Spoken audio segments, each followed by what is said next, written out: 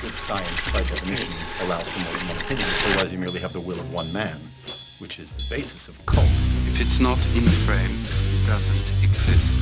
I'm as mad as hell, and I'm not gonna take this anymore! I'm funny how? I mean funny like I'm a clown and you lose it? Where you been? Drunk. Wendy. Darling. Light of my life. What's your one purpose in life? To explode, of course. I like death with sex. How about you, Casey? You like sex with death? Yeah, so fuck up and die. You know what, speaking of silence. Yeah, speaking of silence, this movie has a bit of silence. But you know what wasn't silent? My rate. No, I wasn't. I can't. It's like that's fruit. It's like low hanging fruit. I don't even want to make the joke. Well, but I was trying to think. I was workshopping it like this whole like.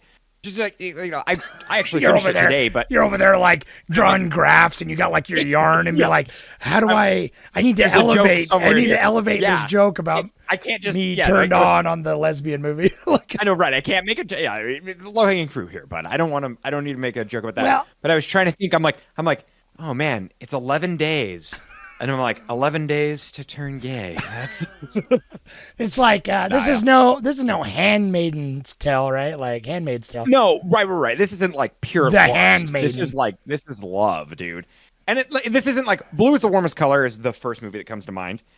And that's young puppy love. That's lust and pure sex. And this is very polite. This is edging restraint in its finest. Yeah, this is definitely like, we can't show finger in the pussy, so we finger the armpit type of situation. I know, right. Which is so much more dirty, and I loved it. Yeah, it's filthy. I guess that's how we're gonna start it. This is called the Cinema Knowledge Podcast. Off right in here. I almost said that's Levi. I'm broken. That's Jordan. I'm Levi, I think, apparently. Well, I am a figment of your imagination. You might be. It just is you. We're not off to a good. We're talking about just two pretty much straight, just men talking about this like very woman-centric lesbian love story. Very tenderly horny. I wasn't invested though. Like my wife. She's been reading a lot, like a lot of other millennial women, has just been reading a lot of fucking smut and like just books lately. Whoa, millennial women, huh? You're coming in hot with that. No, it's true. I mean, like I feel like every 30 to 40-year-old woman is just like obsessed with like all these fucking erotic novels and like fantasy erotic books. But anyway, so she's telling me about how like she gets so invested, and I'm like, I told her last night, I said you should have watched this movie with me because there was like so many parts where I'm like, oh, they didn't kiss. Oh, kiss, like I'm getting like all like, I'm like, oh. And then of course they didn't, but anyway. So you might be wondering what movie we're talking about. I know. Yeah. We've mentioned like 4 other movies that aren't the movie we're talking about. We're talking about 2019's A Portrait of a Lady on Fire. The French film. I didn't know this was French, actually, because I remember... You didn't know it was French? It's the Frenchest film that's ever Frenched in its life. Very dude. French. This is a loaf of French bread next to a bottle of wine. All I knew is kind of the general plot synopsis, just like love story. I knew it was like a period piece, and then I knew the poster. And I knew that it like looked like visually was like very visually appealing. And you said period piece, right? You were that's like that's all I knew because I remember this made quite the splash when it came out. Everyone was like, "Oh, this movie was great," and all this blah blah blah. Like, and I saw it. It's been on my list. I've been meaning to see it, so I'm glad we ended up watching it. And it's fucking hilarious. I don't get you, dude. You fucking last episode, you were like, "Oh, I didn't really like Portrait of a Lady on Fire," and then you gave it fucking 4 stars on your last view on Letterboxd. That's like the best movie ever made. I know. Oh my God. Okay. So I was going to defend myself because now I remember saw it coming, huh? Giving it.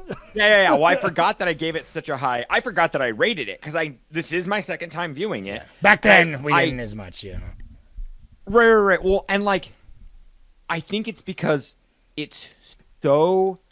I mean, it's so cinematic. It is when I say like it's French film, that's not like, I'm not degrading it. I'm not trying to like talk down about it.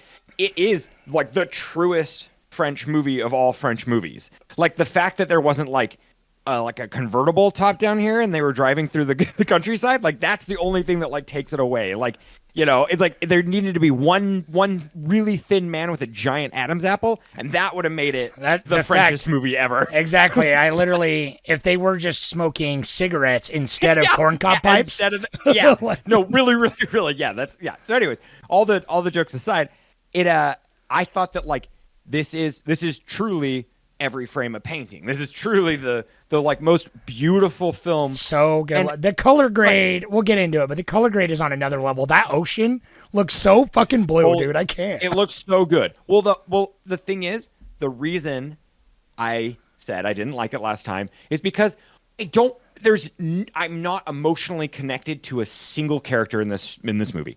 There's no stake for me, period. And so I remember like when I gave it the 4 stars, I was totally giving it on just a film presence. Yeah, like it doesn't matter what was happening. Like it could have been on silent. Nobody could have been. I didn't need anything, and it would have told just a decent enough story in the same way. That's pretty much all this movie is glances. And so like I just kind of was like, I didn't take anything away from it. And you know what? Watching it again, I still hold that it sits at 4 stars for cinematic, because clearly it's beautiful, and I still feel nothing.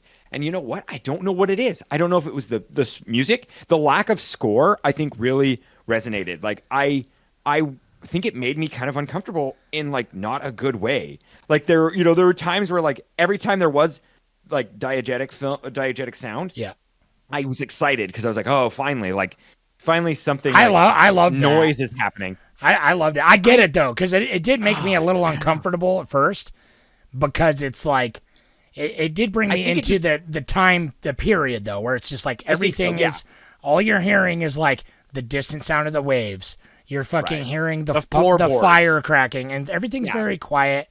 Everything's very subtle and patient, which is kind of why I wanted to watch this type of movie, because coming off of First Cow, where it's like that movie is very similar. What I want to say. First Cow and this are identical. They're a lot alike. I just connected with First Cow so much more emotionally. I think First Cow's a little better, but like right. But it is more like there isn't a woman in First Cow, and there's barely like I don't know. It's maybe just because we're I was dude. Don't worry, I've been dudes, examining that I guess, in myself. like, yeah. I've totally been like I'm like is it because it's 17th century women? Yeah, Is maybe that my thing, or partially because it's like I did feel I like the frontier a little bit more than I like some weird coastal French town. I don't know. Exactly. Well, before we got some things to say. Before we get crazy, I'll give you a synopsis, and guess what? I wrote it. You wrote one. I'm getting sick of these 20-minute long meandering synopsis, so I wrote one. Yeah, let's get it. Well, this episode's going to be 12 minutes then, because that's pretty much I said everything I needed to say. Right, last week. Right. Portrait of a Lady on Fire. In the late 1700s France, a young painter named Marianne, I'm not even going to try and pronounce, by the way. Sure. Well, there's too many accents. I don't speak French, obviously. Travels to an island to paint. Oops, my screen went black. Sorry. We got it together. It's been a while since I did this. Yeah, we're back. We're back. All right, starting over. In the late 1700s France, a young painter named Marianne travels to an island to paint a portrait of the daughter of a countess. All right. The subject of the painting, Heloise, is standoffish and refuses to be painted, as the painting is to be sent away to a suitor in an arranged marriage. Therefore, Marianne is hired under the guise of being a walking companion to the lady, as her sister, previously betrothed to the same suitor, ended her life in a likely suicide. As the Marianne and Heloise grow closer, Mary paints in secret off of stolen glances and distant spying. Soon they become friends, and as Marianne completes the portrait, she comes clean to Heloise, who is not pleased. Also feeling like a fraud, Marianne destroys the painting, much to the annoyance of Heloise's countess mother. Heloise agrees to pose for her new friend, and Marianne is given another 5 days to complete the new portrait while the matriarch travels ashore. While she is away, Heloise, Marianne, and Sophie, the handmaid, spend time together and even help Sophie out with her pregnancy issue. As Marianne paints, she grows closer to Heloise, and the two become lovers for a few blissful days. But sadly, this fleeting love affair must come to an end when the Countess returns home and life continues as it is wont to do. Heloise is married off, and Marianne goes on with her life as a teacher, having only bittersweet memories of her short time in love. That's the gist. That's the plot. Heck yeah. Dude, that's beautiful. Look at that. Like 2 minutes. You nailed it down. And that's like Thanks, all man. the beautiful plot That's points. all you need to know, because we Thank do you. assume you've watched the movie if you're listening to this. But, you know. I would imagine that you've seen this movie. Again, I would it's for the moms, right? So they can know what we're talking about. It's for the moms.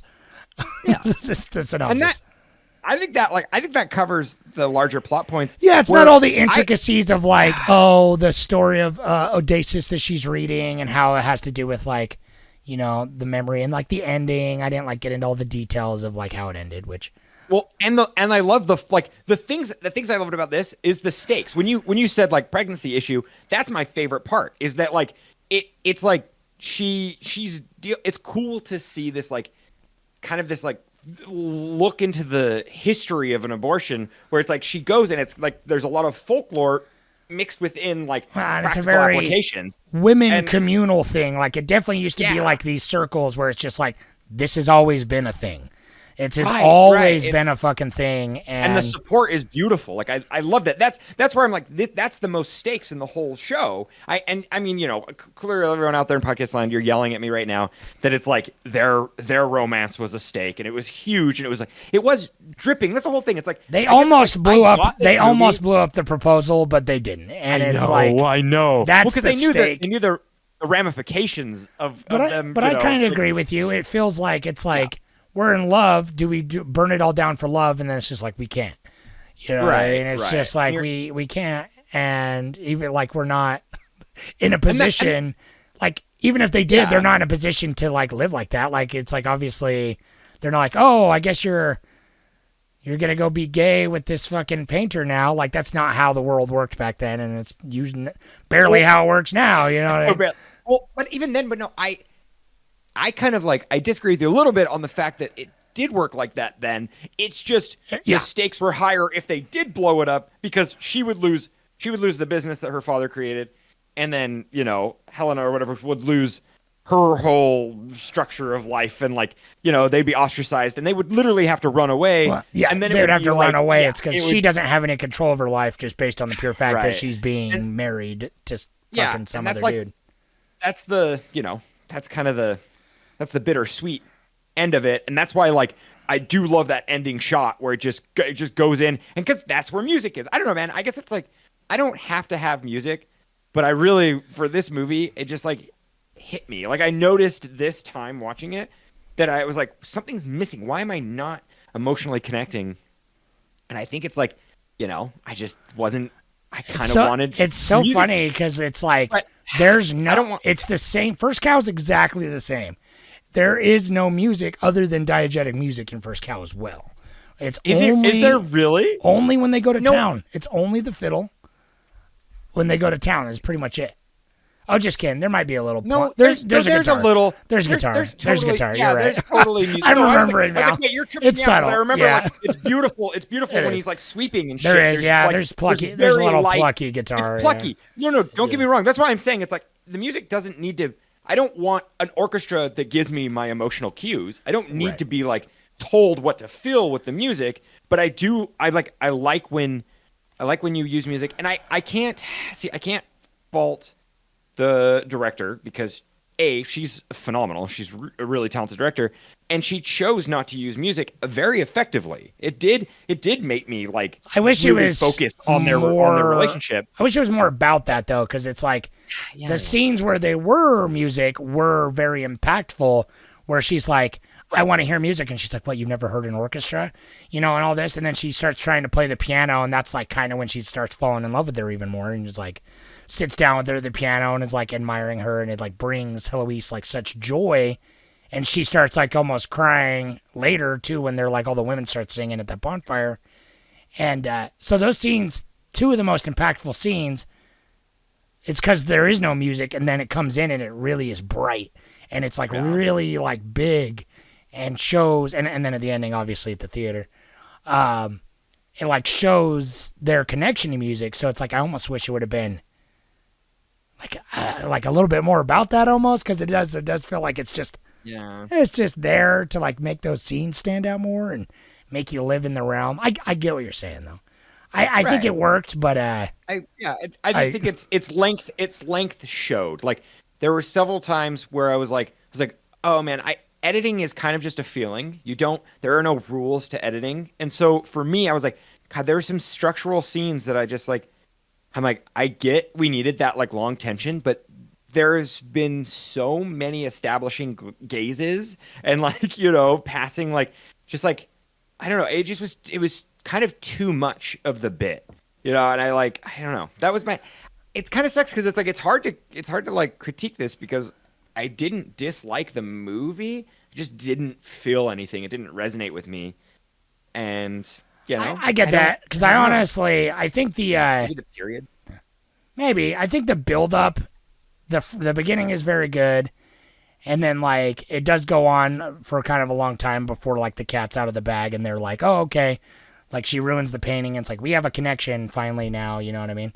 I get that it's, like, gradual. But, I forgot where I was going with that. Exactly. But, like, it's, I don't know. I kind of agree with you because I think their love story, I guess it's like, I care about Eloise and I see kind of, like, her trapped and stuff. But I don't really know too much about, Marianne the painter and everything. And it's like her falling almost like sometimes feels disingenuous in a way. Like, I don't know, like the relationship I think was fine. And I was like rooting for them. But it's just like, and it might have been the time period for like everything is like kind of formal in a way. And it's like when they actually get into it, she's like, they go out to the beach and they kiss. I'm like, oh, that's nice. But then later when she's like, does every new lover feel like they're discovering something new or whatever? Like, I thought that was a really good line. And I'm like, oh, yeah, I wish it was kind of like more of that. Because it's just like they spend forever doing this build up. Then they're like smitten with each other for a sec. And then they're just like casually laying around naked for like 3 days. Which is fine. You know what I mean? It's like, I wasn't invested as much in their relationship as like I was of like cookies and like, I know, dude. Yeah, King. Yeah, whatever. Even though they weren't fucking. Yeah. But like, I don't know. Like it was like the vibes that came off from First Cow of like the editing. I don't feel like was quite as effective, but like the slow patience, the no music is very much like living in this time period. Like I felt like I was a fucking countess living on a lonely, boring island, just living here or whatever. And that's the thing. That all worked for me, but like the relationship was okay. You know what I mean? It was okay. It definitely like I think that through camera work it did move. There was movement, and I didn't feel stagnant. I just felt like it was very repetitive, and so I kind of was. Just like, I don't know. I kind of was like hoping for more. And that's, I mean, we get like having, the abortion being. Well, that's like a big B plot. And like that really brings them together and like really builds the world. And so like. You get into it, but you also kind of want it to be about them more. And it does sort of feel like they were writing and they're like, well, let's have this third character interject. Because I don't really know what else to do with this relationship at this point. So it's like, right. So it does feel like it fits, and it's a really good part of the movie. But it sort of feels like a detour. You know what I mean? Like a little bit like the whole like they just stop in the middle of the movie to be like, all right, here's everything we're dealing with this Sophia chick. Yeah. Well, and everything is kind of like, I don't know. It's kind of silly how this movie takes place over like 11 days and. There's a lot. I mean, a lot gets packed into that 11 days. It's like I don't know that a lot of fucking standing around. when they can't just, yeah, right. And that, like, I do appreciate the world building of just how, like, pacing was different then. There was like, there's not a hurry to do a lot because, like, there's not really much to do. You have like one book and some embroidering, and that's cars, what I like, and that is what right. I wanted. And we're coming on for First Cow because it's like, I felt like First Cow was like, slow down, take a breath, and just like. But with live First Cow, here. they have the stakes couldn't be higher, and so I'm just like that. Well, that's the thing. They both opened with like a more of a present thing, and they went to the flashback. And well, First Cow did it absolutely perfectly. I liked the ending of the theater, but I hated the ending of this movie. That was my least favorite part. I liked because it's like I liked everything. I liked how it resolved more or less. But I hated mechanically the ending. So it's like it opens where Marianne's like in the future and she's teaching that class, right? And then she's like, who brought that painting out? And it does the push in. And then it shows the painting of the portrait of the lady on fire. And it's like this weird landscape wide shot and everything. It's fine. And then it goes to like, she's like, oh yeah, I painted that long ago. And then it goes to the meat and potatoes of the movie, right? The whole movie goes by, and she doesn't paint the fucking painting from the beginning. And it goes back to modern day, and it suddenly has like voiceover, which was never like a narrative structure for the whole rest of the movie. Like we leave the property, we leave the house. So but it's like she's telling it in the past. If there was like narration sprinkled early on, like even with her on the boat coming in, sure, yeah, it would kind of fit. But it's just like I feel like the voiceover kind of comes out of nowhere, and it's like, well. Here's the epilogue. Well, scene. I love voiceover, so I'm kind of okay with it. But it feels like it's like a jarring. crutch. It's like literally like, how do we wrap this up into like a montage? She's gonna just explain it over voiceover. You know what I mean? Which I don't even think it needed it because it's just like I saw her a couple more times and then. No, right. You didn't need the voiceover at all, dude. You could just show the actions.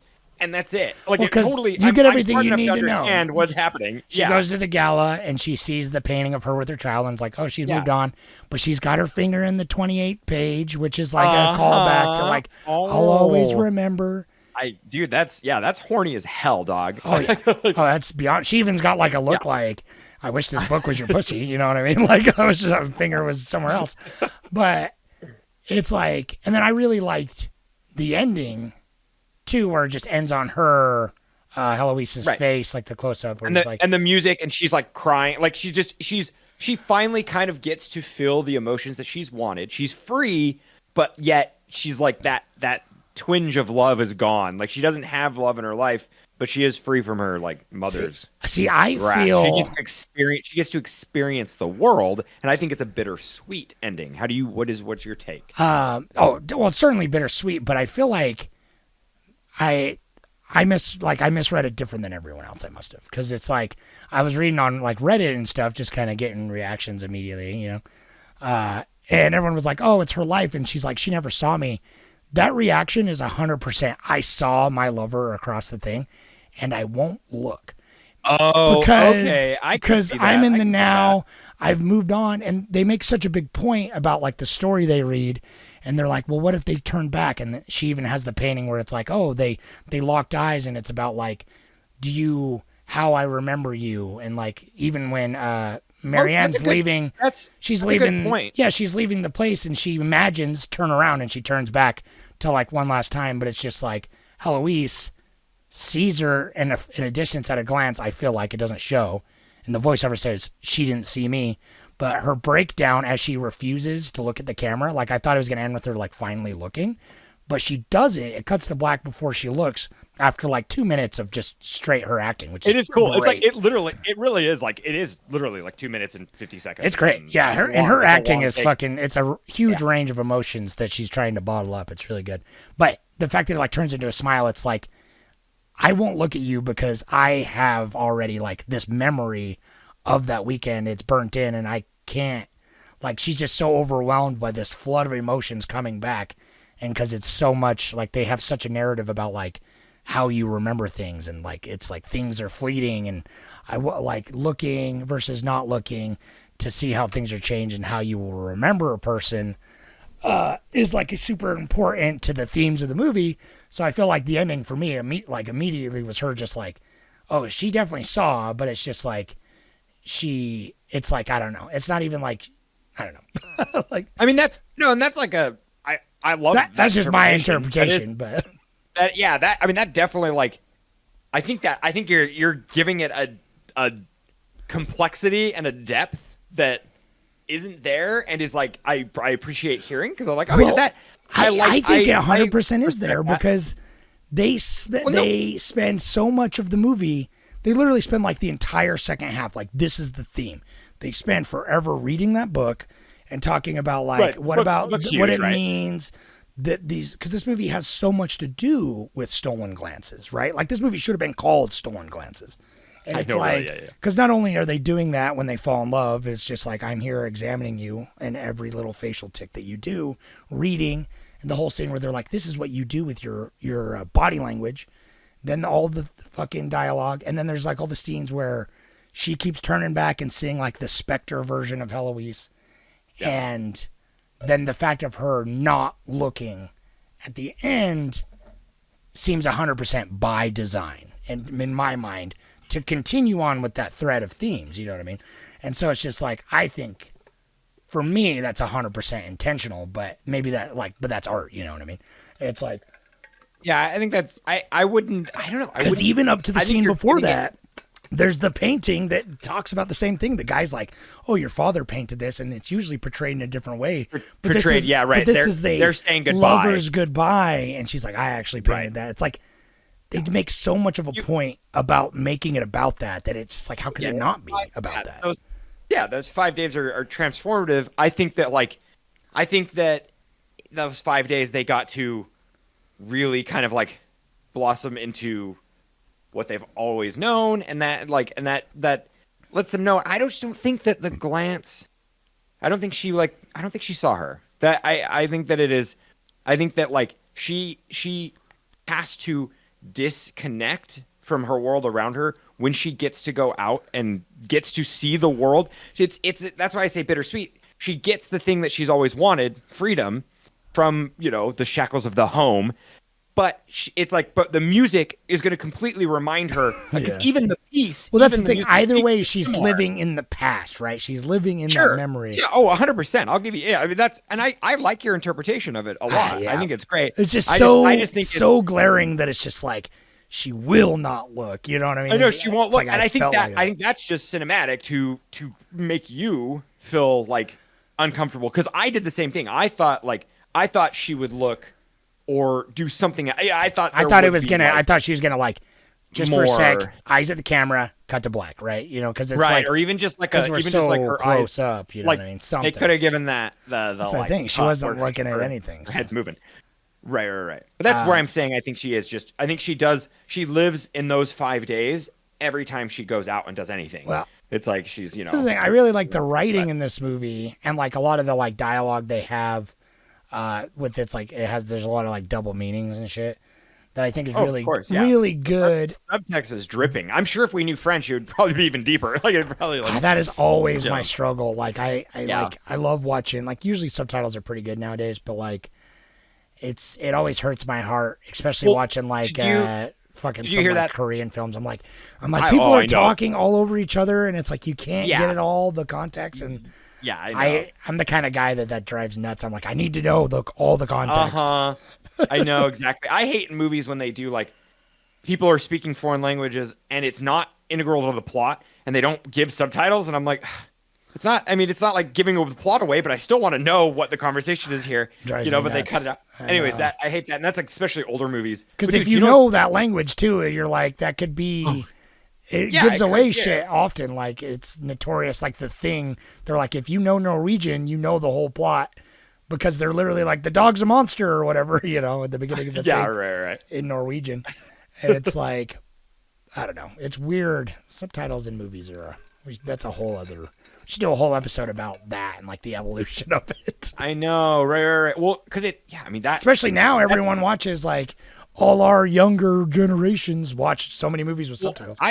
I love watching movies with subtitles, and like it's kind of crazy because I mean this is a whole tangent because it is like This movie's subtitled, getting like, but this is subtitled because it's foreign, but watching English movies with subtitles, and that's even crazier because you get, I mean nowadays we have AI that does it, but it's like back in the day it literally was somebody translating it, just like writing it down on a piece of paper and then them, if you're lucky, because the other lazy, most annoying thing is when they just take the script and they just put the script in there, and it doesn't. A lot of times, especially like in a lot of kind of older movies, they would do that. Oh, dude, like a lot of DVD releases, and it's like what they're saying is like there's ad libs or like slight changes, and it does not match the subtitles at all because the subtitles are just the script dialogue. Yeah. Fucking drives me crazy. So it's like, I guess, in modern day with the AI and shit, at least it's something. But unfortunately, this is probably, well, actually, I don't know what the Hulu, I watched it on Hulu, and I'm not sure exactly what like digital scan that is. If it was a Criterion, I know Criterion is like, they're legit. And so they will. It's a big international recent release. You know what I mean? And it's like So I'm. Is this is not A24, right? But it feels like it is, but it's not. No. It's not, but it feels like it would be. Like fuck, I don't know. But some fucking French company. Fuck them. Well, right. It might be like IFC that did it. Maybe. I don't remember. But yeah. Right. I think it's sick though. It was shot on 8K on a Red. Really? I thought watching it. It's was cool. film. We're there, dude. Yeah, we're there. We're there. Now thank God. It's indistinguishable. You can't as long as you know what you're doing. As long as like whoever does the color grade and the cinematographer, like this movie looks soft and fucking like lots of natural light. I was gonna say lots of natural light, but it doesn't look like they didn't. I don't think they went for the gimmick of stretching the natural light. I think there was a lot of. They weren't just shooting outside. I definitely feel like outside in the natural light was so well lit, but I was imagining them on the beaches and stuff. I was like, they didn't just. It's not just them and a camera. It's them and like a massive fucking bounce board. You know what I mean? And like all this other shit's to utilize that natural light. But it looks. Yeah, the thing I loved is inside during the day. It's so beautiful. Like I love how much light is flooding in. And like the set design, everything about this movie is great. That's why I think it's like I gave it 4 stars, but I like do not emotionally connect with the two main characters because it's like in a month I'm gonna kind of like I'll like remember this movie because we extensively talked about it and it fits the cozy. I highly recommend it. You know what I mean? It's like but it's vibes. It's vibes. Cozy, I'm not sure. like. I think we're in agreement where it's just like the look and the actual filmmaking and the acting and like everything is so good, but it didn't resonate with us like on a character type of scale. And and the what little plot there is. Seeing First Cow, so I was telling everyone at work today, I'm like, this movie's really good, but I highly recommend you go watch First Cow because that I don't know, I feel bad because it's crazy how we watched like these movies back to back and they're very similar. Yeah, they're very similar structurally and like just kind of like the editing and stuff. But like that, I had to like I'm like asking myself too, where it's just like I really enjoyed this movie, but it's like is it just because I'm a straight man that it's like I'm not connecting with these characters, and it's like I'm dead on the inside, and so I don't care about love. Like, what is it? Like, you know what I mean? Yeah, there's a little bit of that. There's a little bit of that. So, but that's why I'm like asking myself, like, why? Because I did really enjoy this, and it had my rapt attention the whole time. But yeah, like everything about was because it was just so fucking well made. But First Cow is another level up, and it just hits harder. Yeah, you know what I mean? I think what helped me a lot with this movie though to connect emotionally, and it's like this is kind of bittersweet and amazing, and I love like behind the scenes because I'm like I don't know French names very well because I'm pretty bad, pretty American here, USA. But it's how do you say the main girl's name, or at least the Hannah, whatever, Heloise. Yeah, it sounded like Eloise, but the subtitles had an H, which stood out to me. But like Heloise. Yeah, Eloise probably. And we just are. But I don't. It's like, however you say her name, Adele, something like that. Yeah, the actress. Yeah. So that the main actress there, and it's Selena Sciamma, something like that. Sciamma, the director. They were in a deep relationship before they shot this movie together. They like wrote it together, and they were dating hard, and they wrote this movie. Like she wrote this movie for her together. It's kind of crazy. I'm like, oh, that's beautiful. That I love makes that. sense, It 'cause really. Like that's the thing where I'm like, Her it's wild character is because- really good. I feel like the painter Yeah. character is like kind of a little bit more like fine, you know what I mean? But I don't care about Right. her as much. But it's like I feel the development of Heloise's character like more, and like her and I think standoffish. Like she's got like an interesting kind of cold demeanor that like when she does smile, it really kind of brings something out. Like I don't know, like her emotional development, her emotional journey was really, and her acting was fucking killer. You know what I mean? So it's like, it makes sense that it was written with her like in mind. It was like yeah, it was made 100%. for her. That Like, is her. yeah. That is her character. That's who she is. And I think that like She's a Selena, time traveler. She puts herself in the painter character to be the one who like studies and examines and falls in love because it was an assignment, and then like got too close and caught feels, dude. Right. And I, that, and it's like beautiful, but I don't know why I just don't. And you know what? Yeah, it might be everything we've stated before. I know, and it's like, I know some of you are gonna listen to this. It's like we don't hate women or anything. You know what I mean? Like, I mean, I don't know about Jordan over there. It's Well, like- we talked about. So the whole thing is like, I think that watching this before I watched this, I was mixing this up with like warm as or whatever blue is the warmest color, Right. where that's kind of. well, that's I the don't thing. know. It The tries movie, to do it, but it's more gratuitous. Where we're this, not I'm like, necessarily oh, the wow. target It's like- audience, and I think that's okay. Sure. You know what I mean? Yeah, that's fine. But I think I'm like I think Handmaid's Tale, or not Handmaid's Tale. Handmaiden, yeah. Handmaiden. It like that like go listen to that podcast. We praise the shit out of that. Yeah, I but you love that know, movie. it's like that's written and directed by a man, and so someone's gonna be right. like, But I think and there's like just like ringing fucking pussy bells and like I know. Well, that's the whole thing. I think that's why it is definitely like This movie's just got- as erotic. Yeah, but, wow. But it like, but I think that Well. it's just the stakes are higher.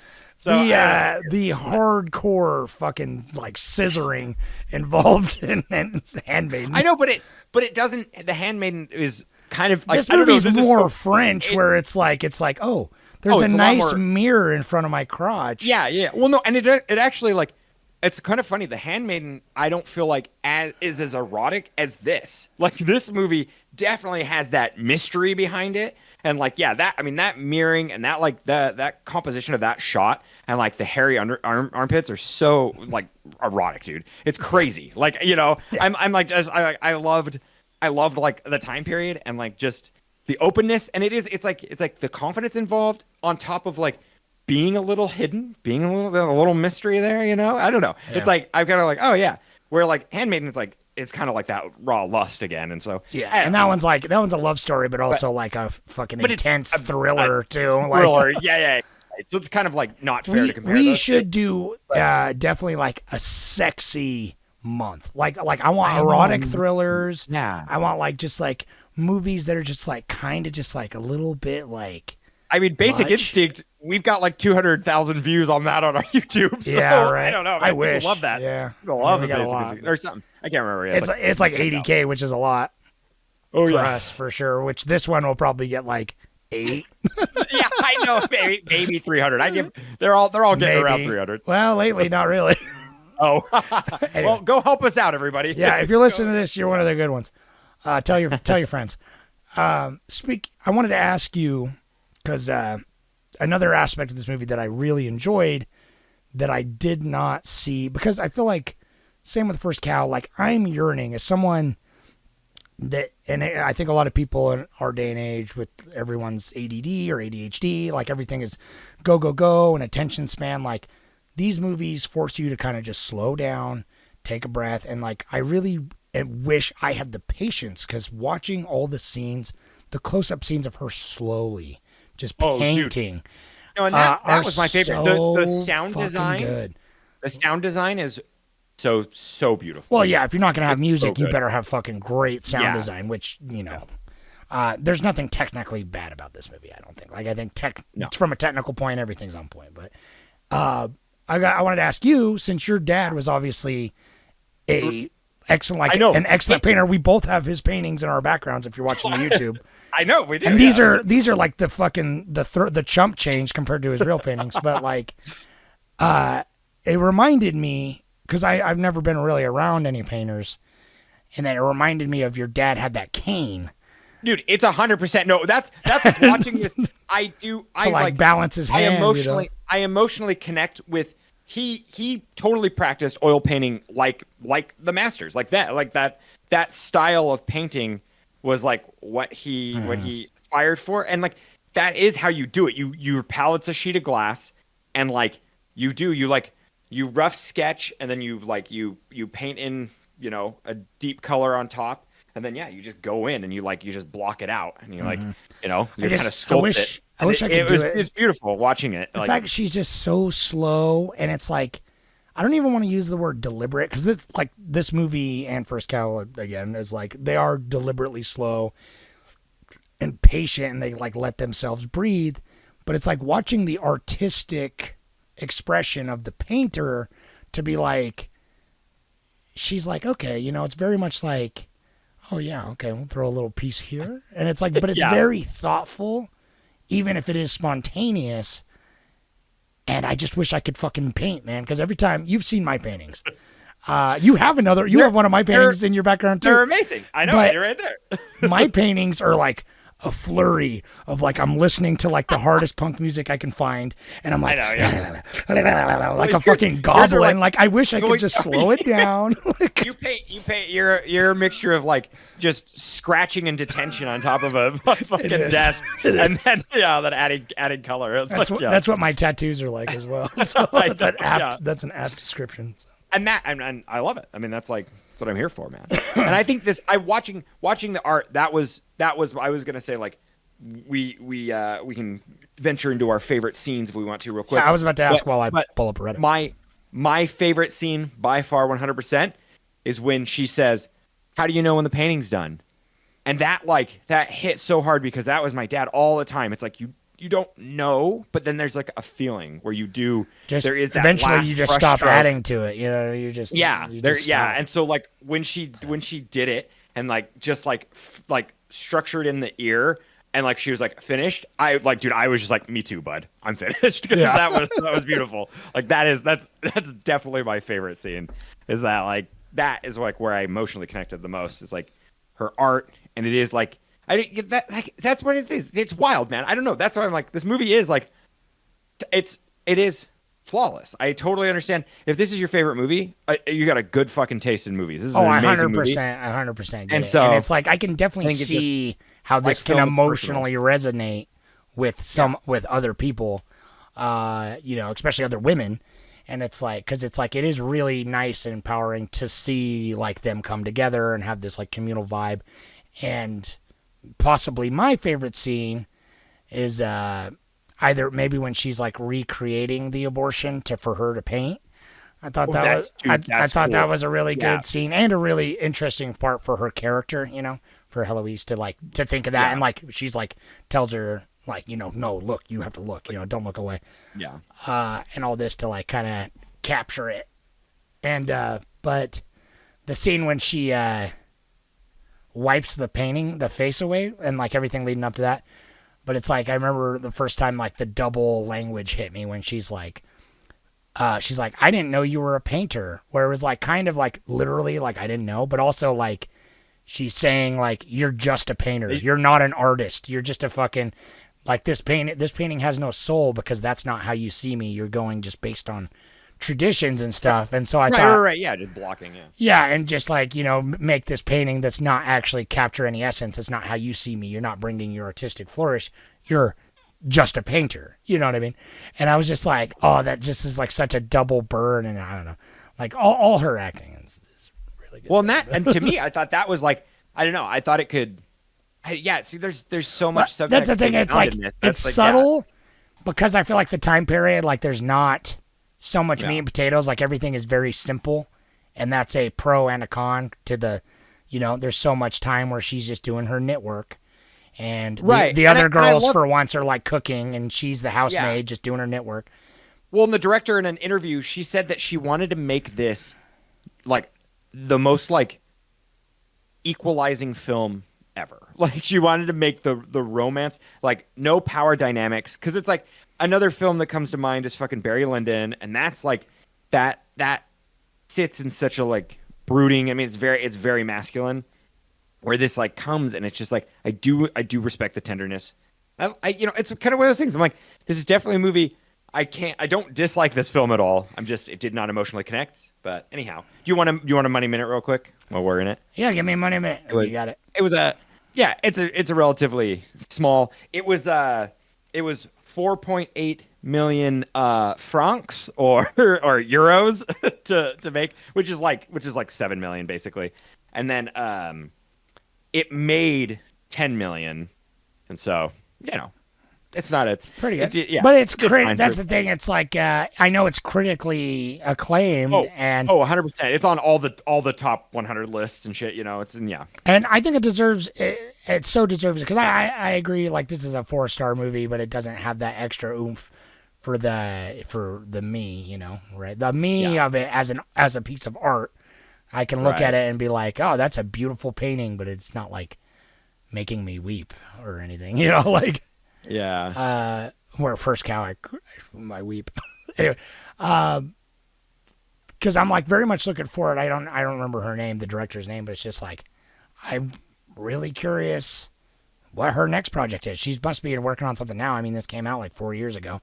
Obviously, COVID slowed everything down, but David loves her too. So it's like I want to see that Petite Maman or whatever. Oh, that is the next one she did because that came out like that was 2021. Yeah, I actually really wanted to see that too. So that makes sense. But that good because this makes me want to see it more now because I wanted to see Petite Maman before, and now having watched this and enjoyed it quite a bit, I was like, oh, cool. I have to watch that now because I heard that's excellent as well. So.